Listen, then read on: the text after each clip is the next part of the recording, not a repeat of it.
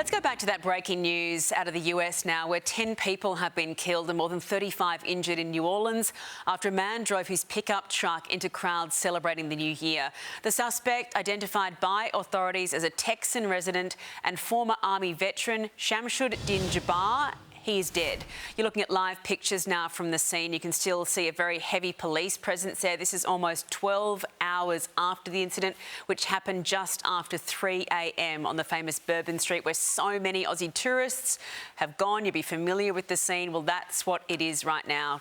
Security increased right across this city, with events also cancelled and postponed. Joining us live now is an Aussie in New Orleans, Leonie Treadwell, who woke up to sirens and news of the attack just outside her hotel room. Leonie actually works with us in Melbourne at 7. So, Leonie, so good to hear that you are okay, and so are your family. It must have been terrifying to learn about what happened so close to you. How are you? Thanks, Eddie. I'm very shaken, very.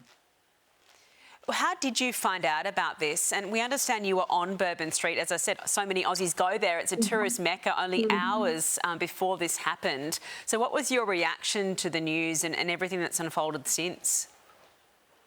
Just absolute shock. It's hard to believe. It's not what I expected today at all. I just got a message from one of the other mums of players saying, "Are you okay?" Because last time I saw my son, I said, "I'm headed off to Bourbon Street." So there was messages from him, and yeah, I was just in shock. I can't believe it's happened, and it's so sad.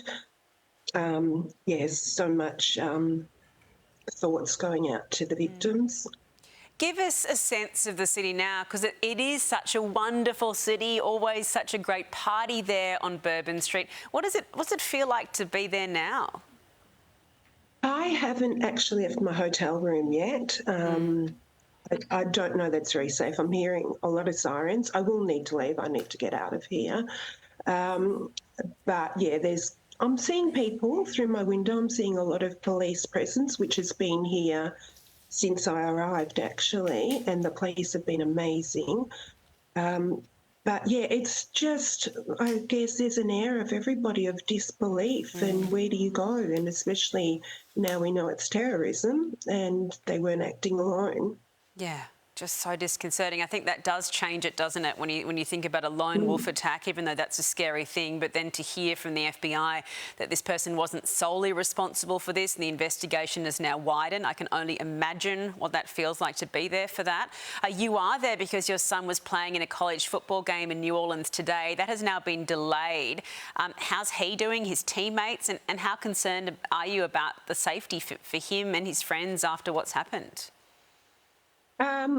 Look, I guess, as I said, everyone's shaken. Everyone's just trying to come to terms with what's going on. Yeah, there's concern for safety for absolutely everybody. I mean, it's terrorism. You've got to try and get on, but we put faith in the police and the authorities here to make sure everything will be okay. Well, Leonie, there are many people at 7, particularly in 7 Melbourne, who are very relieved to see your face on the telly this morning and know that you're okay and you're safe. So thank you so much for being with us this morning. We really appreciate it, and our best to your son as well.